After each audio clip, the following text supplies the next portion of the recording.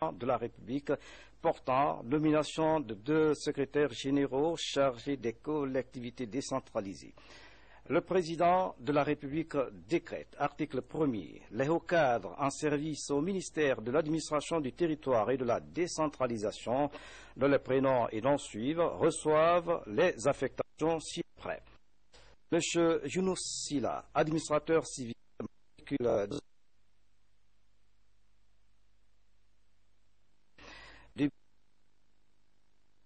ministère des Mines et de la Géologie, est nommé secrétaire général chargé des collectivités décentralisées de Dubreka en remplacement de M. Jean Béavogui, muté. 2. M. Jean Béavogui, précédemment secrétaire général chargé des collectivités décentralisées de Dubreka, est nommé secrétaire général chargé des collectivités décentralisées de Boké.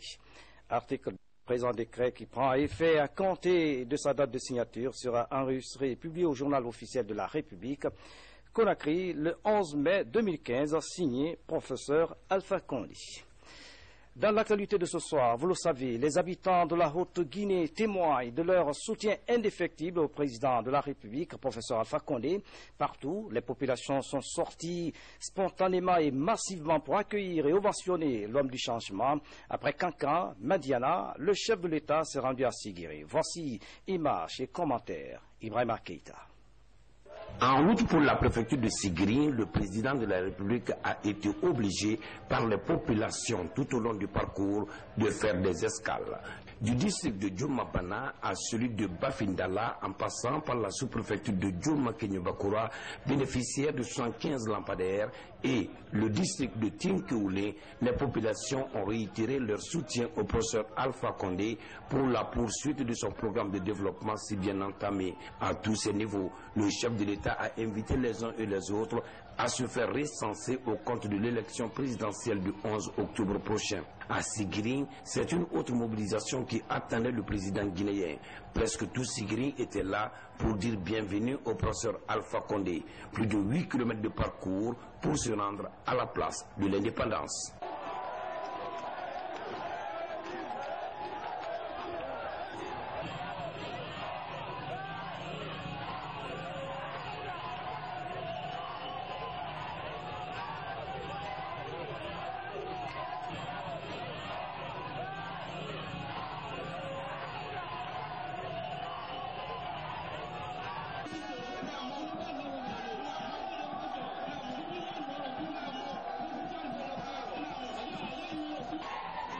Ici, à la place de l'indépendance, c'est une autre réalité liée à la mobilisation.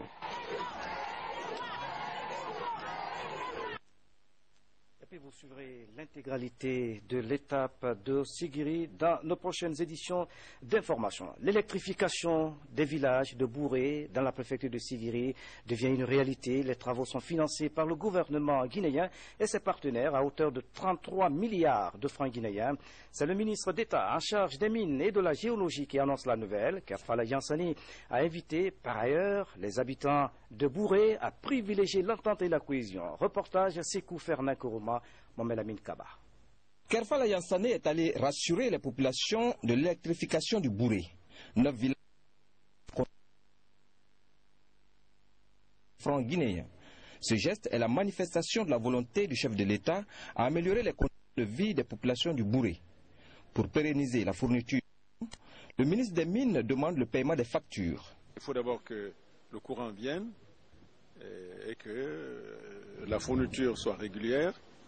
Et bien entendu que chacun joue son rôle, que l'État continue à faire en sorte qu'il rembourse le prêt qu'on a contracté, que la société donne une petite subvention pour la consommation, mais qu'au bout du compte, que le consommateur également paye les consommations, comme ça se passe partout en Guinée. Heureuse d'avoir le courant électrique, les populations s'engagent à payer les factures. Quand le courant rentre, tu prends le courant pour rentrer chez toi. Obligatoirement, il faut payer. Ça, nous engageons. Ah, on a les moteurs qui viennent là, ici. Nous payons ça ici très cher. Et si on donne le courant, nous sommes prêts à payer.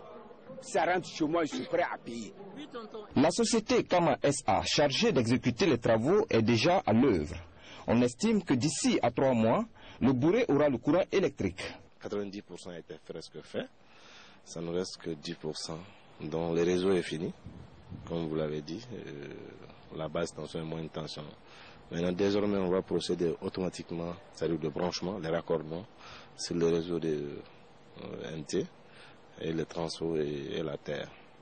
Depuis longtemps, les populations du Bouré demandent le courant, l'eau et la route. Aujourd'hui, une étape est franchie. Les travaux de construction de la cité Niger avancent à grands pas. Situé au cœur de la ville de Farana, le chantier est à 70% d'exécution. L'action est financée par l'État guinéen à plus de 20 milliards de francs. La reconstruction de la cité Niger suscite un réel espoir chez les habitants de Sankara. Mamadou, Alpha Baldé, Abdul Aziz Baldé sont allés voir et apprécier. Regardez. Le plus grand chantier engagé dans le Sankara évolue à la satisfaction des populations bénéficiaires. 4 mois après le lancement des travaux, la première dame de la République, le ministre de l'Hôtellerie et du Tourisme effectue sa deuxième visite sur le site. Objectif, évaluer le niveau d'avancement du chantier. Mais au jour d'aujourd'hui, le travail, sans surprise, nous sommes venus voir que ce travail avance à pas de géant. Et cela, on le doit au professeur Alpha Condé qui lui-même suit ces travaux-là de près. Et c'est pour cela, encore une fois de plus, que nous remercions l'entrepreneur et que nous leur encourageons au nom du professeur Alpha Condé, au nom du gouvernement, pour qu'ils continuent encore ce travail, malgré que eux, ils n'ont reçu que 30%. Mais les 30% n'ont pas suffi à évoluer jusqu'à maintenant. Financé entièrement par le gouvernement pour près de 21 milliards de francs guinéens, cette cité Niger pourrait accueillir plus de 500 touristes, mais aussi des chefs d'État.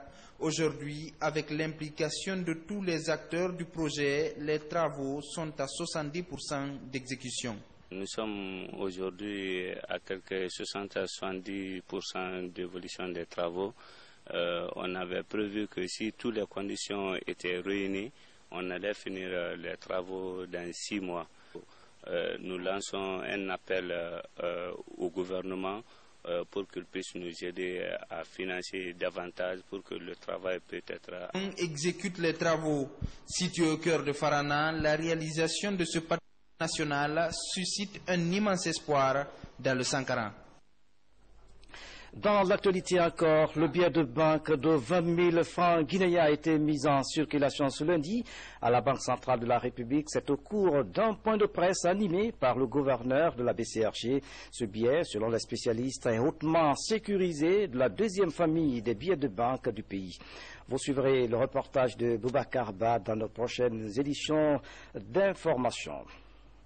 Mais en attendant, nous vous proposons un micro-trottoir réalisé par Maman Seta Kamara. Regardez. 20 000 là, c'est difficile pour faire sortir pour la Guinée, quoi, parce qu'il n'y a pas de monnaie. Bon, en même temps, bon, pour faire sortir les 20 000 là, c'est difficile. Nous, on avait entendu ça, c'est pas bon pour la Guinée à l'heure là.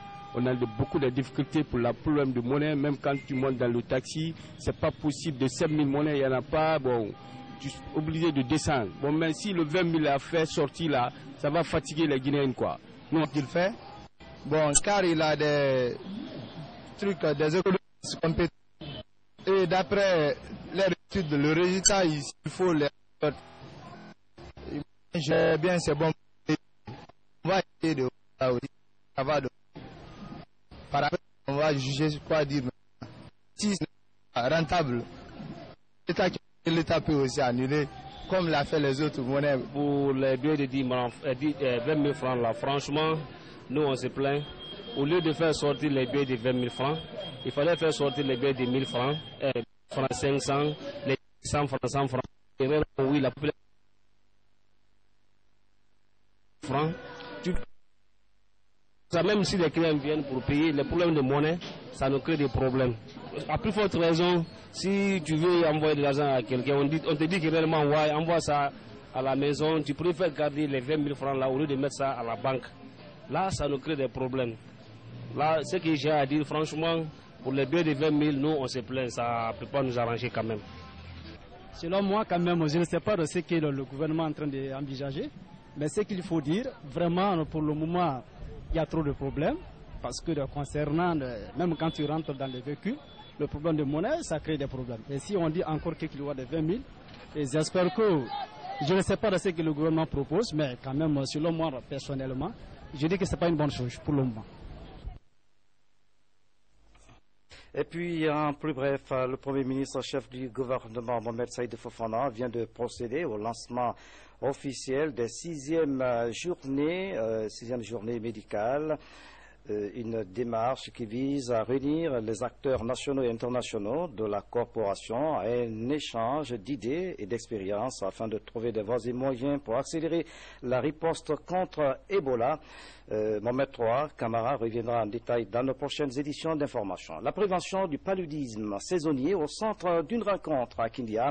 Elle a regroupé les cadres impliqués dans la lutte contre le paludisme. Cet atelier de validation de la stratégie de communication devrait aboutir au lancement d'une campagne de sensibilisation au mois de juillet 2015. Suivez le reportage de Adia Tobari.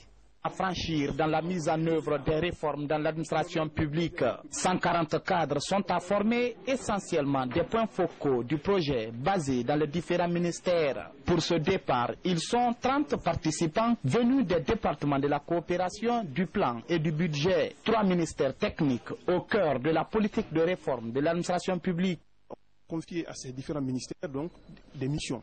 Par rapport à ces missions, on veut s'assurer que les activités qui sont réellement pratiques correspondent réellement à ces missions.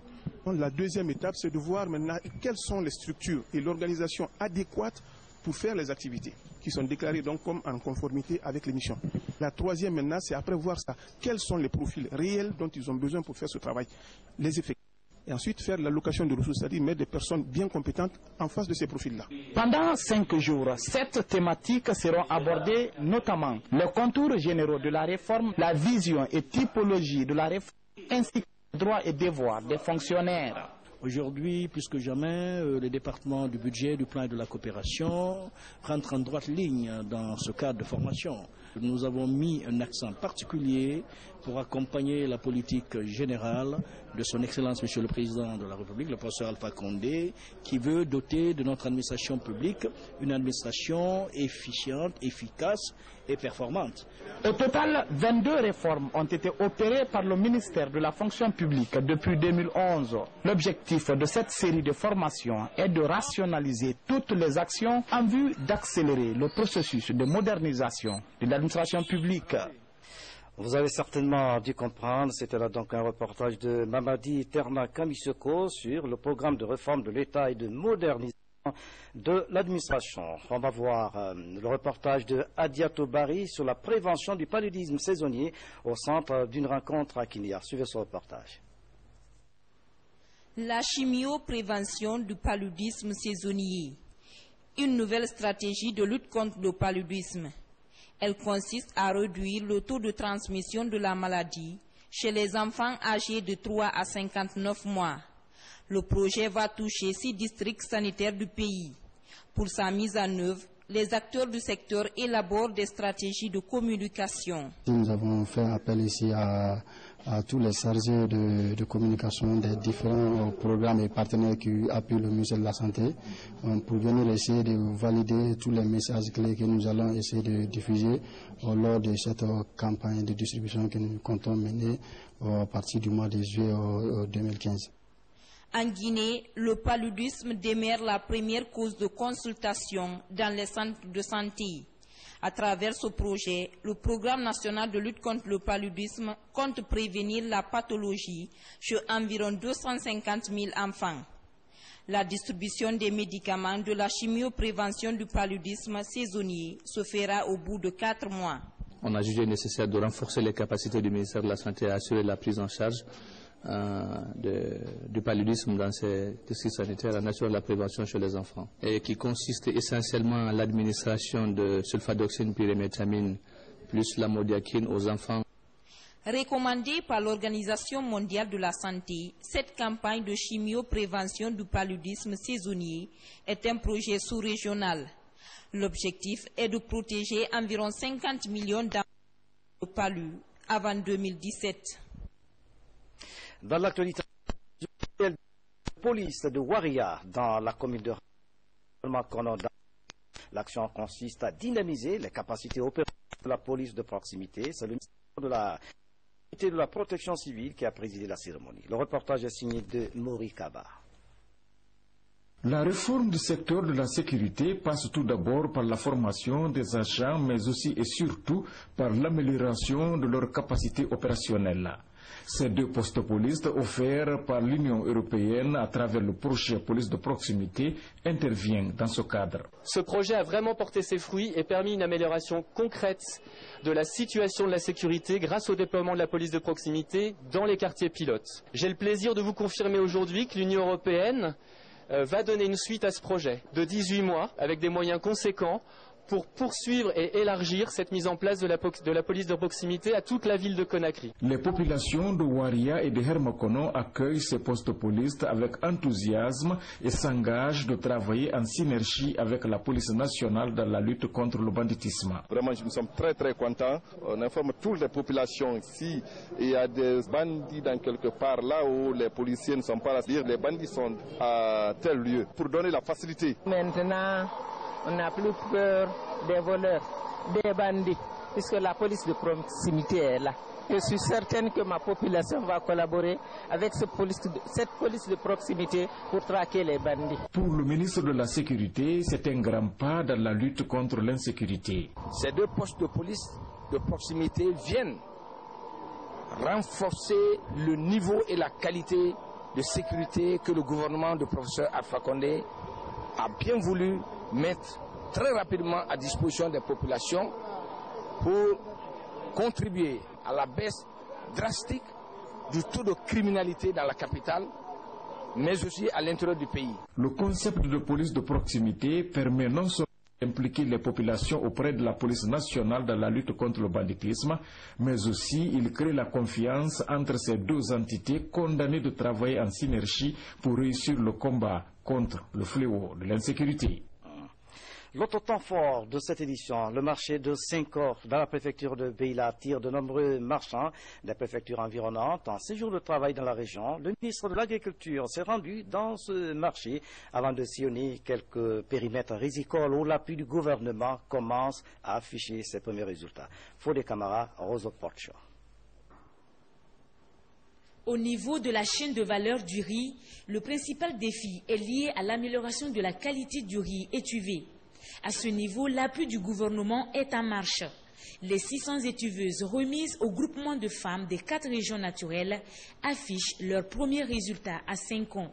Des résultats satisfaisants.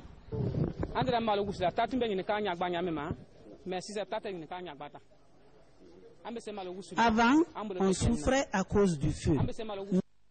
Nos mains sont à l'abri du feu. On ne transpire plus. Autre avantage, la qualité du riz par rapport à l'étuvage des marmites traditionnelles.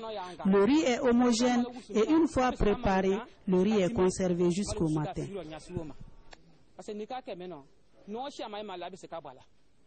C'est une belle surprise de voir ces étuveuses aujourd'hui en pleine fonction avec des femmes qui ont été formées par la MGE, qui était la structure qui nous avait accompagnés pour la formation aussi bien en technologie de transformation qu'en vous leur apprenez également tous les calculs économiques liés à cette activité pour qu'elles puissent valoriser au meilleur prix, n'est-ce pas, leur activité. Et cette dame a suivi une formation, d'après ce qu'elle nous a dit, à Zérékoré. La finalité de tout ceci, c'est qu'elles ont un contrat avec le PAM pour 45 tonnes de riz étuvé avec un cahier de charge de qualité, n'est-ce pas, des exigences. Et vous voyez qu'on arrive du marché de 5 ans et on a vu du riz qui n'était pas forcément de la meilleure qualité. Et nous étions en train de nous concerter pour dire qu'il y avait un grand travail à faire sur l'amélioration de la qualité du riz. Et c'est avec beaucoup de plaisir que nous voyons déjà que cette formation, ce renforcement des capacités des étuveuses prend forme avec accord. À Madina, un village de 5 ans, ce groupement de femmes excelle dans la transformation du manioc en atieki avec des moyens rudimentaires.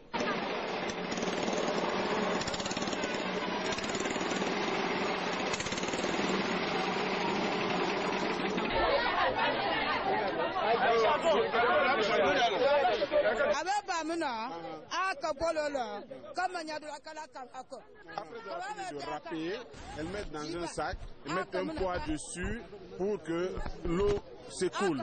Ok, donc ça presse, donc il y a un jus qui s'écoule.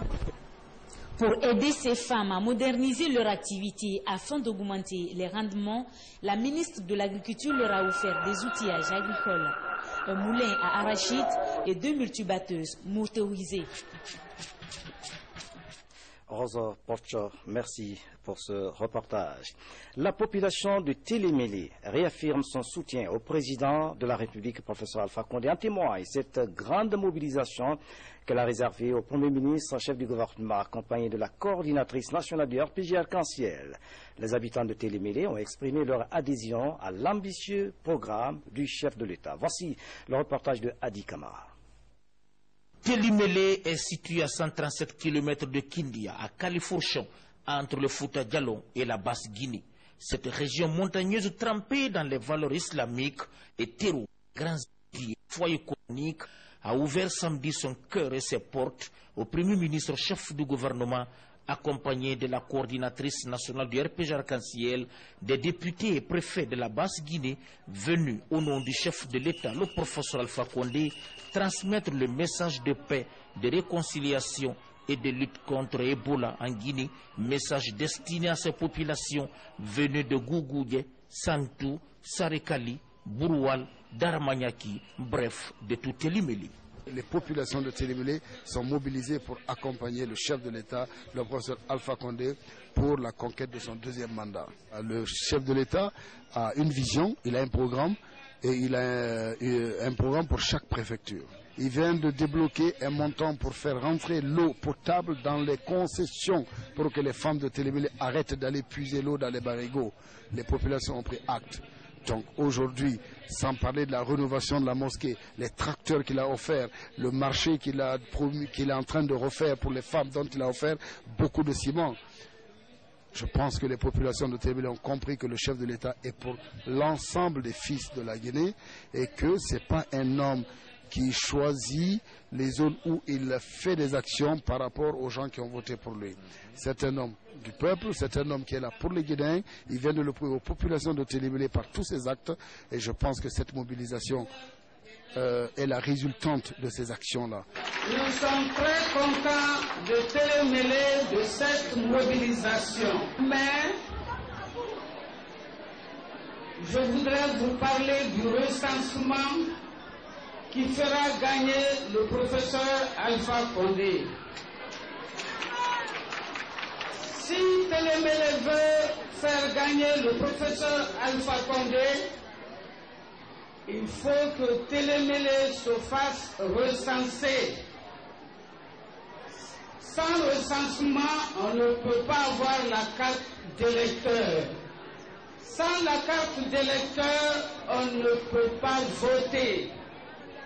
L'enjeu est très important. Avec tout ce que le professeur fait pour le pays,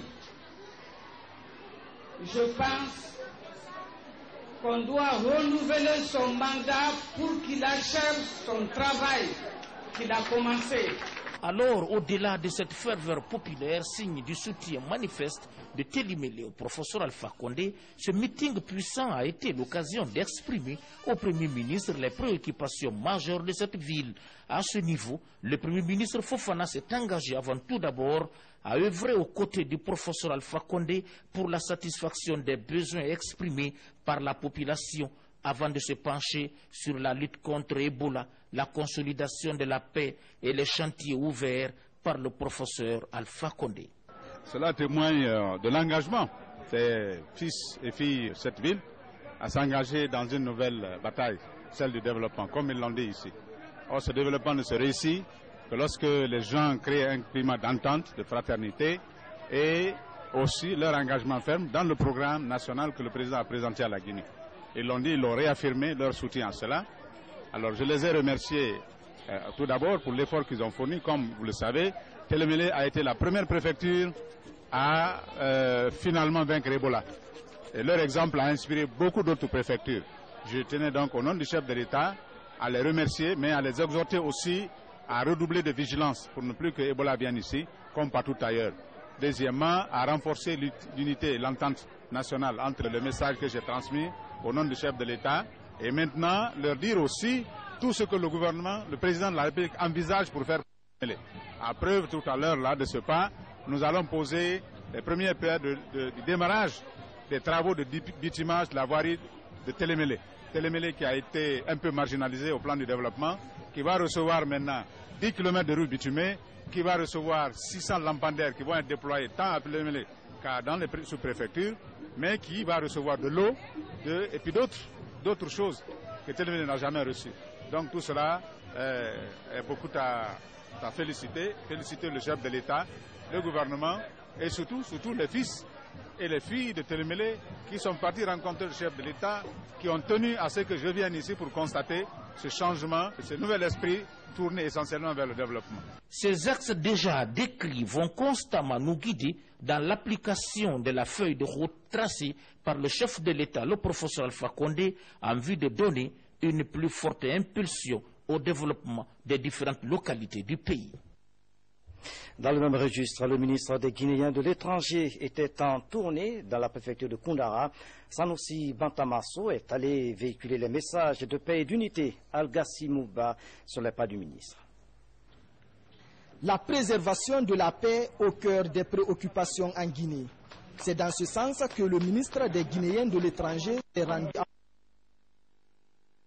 délivrer le message du président de la République aux sages de cette préfecture. Message relatif au renforcement de la cohésion sociale et de l'esprit de partage. Nous sommes ici au nom du chef de l'État pour faire passer le message de paix et d'unité nationale. Le message est passé. Koundara 2011 et Koundara 2015, ce n'est pas la même physionomie. Et les gens ont compris.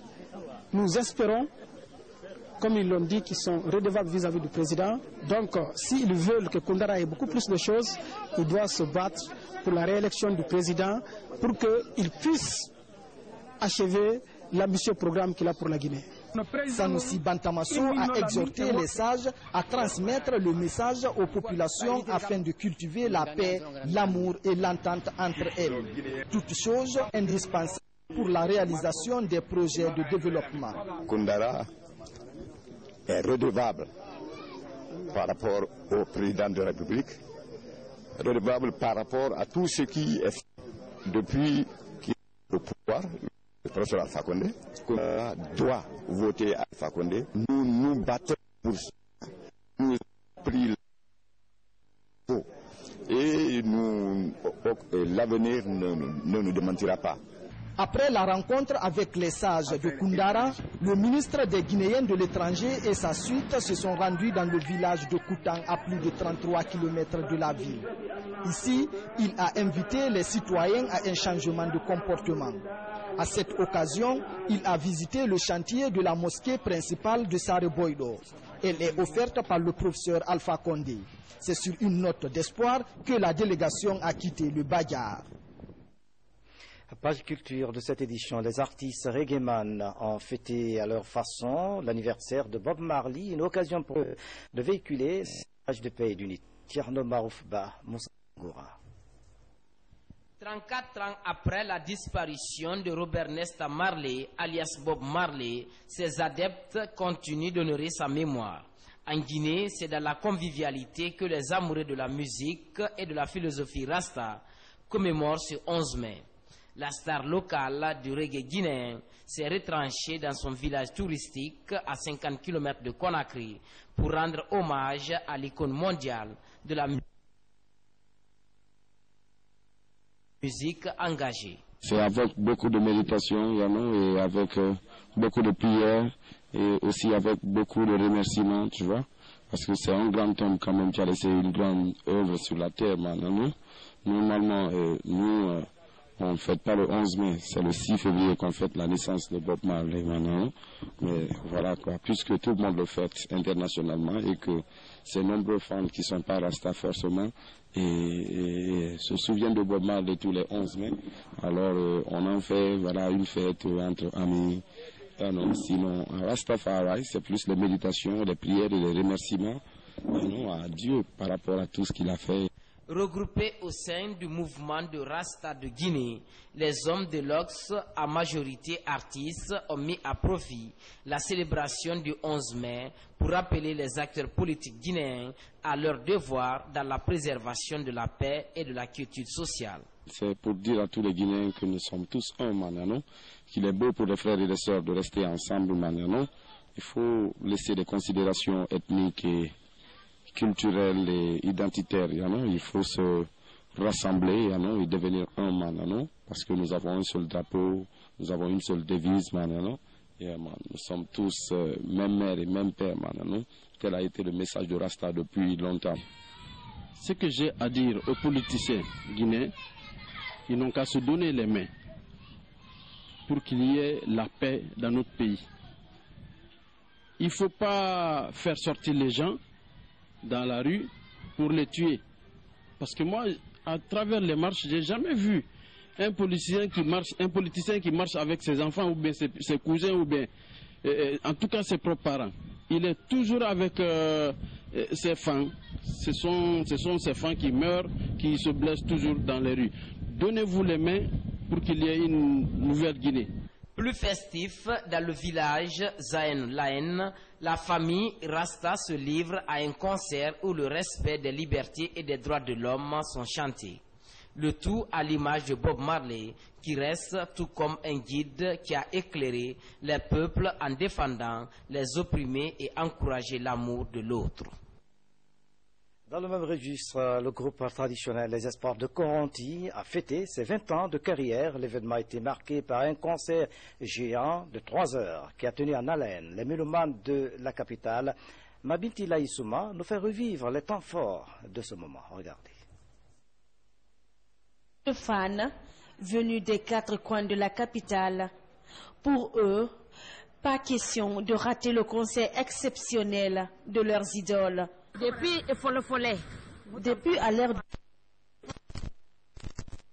Coronti, je viens du quartier, je ne peux pas rater ce moment parce que j'aime les chansons qu'ils interprètent. Et pour moi, c'est un plaisir de les retrouver ce soir. C'est un groupe qui aussi sa qualité de ses sons. Il suit l'évolution de la musique moderne, tout en gardant la musique traditionnelle. Et c'est ça qu'on aime. Parce que quand même, on aime la musique traditionnelle, le djembé, on aime entendre derrière le crine, tous ces instruments-là qui quand même font partie de l'histoire, de la culture mandingue. En coulisses, derrière cette porte, les stars du jour se préparent. Les Espoirs de Coronti ont hâte de fêter en compagnie des fans les 20 ans de leur carrière. Moi, 20 ans de carrière d'amour, moi, 20 ans de carrière d'amitié, tu vois. Non, dans notre vie, voilà, comprendre. Parce qu'aucun Guinéen, aucun groupe artistique peut fêter ces 20 ans de carrière musicale, tu vois. Donc, nous, les Espoirs de Coronti, on est fiers d'être Corontiens, d'être les Guinéens, d'un groupe traditionnel, traditionnel maintenant qui sort en Guinée, puis fêter leurs 20 ans de carrière, on est vraiment contents.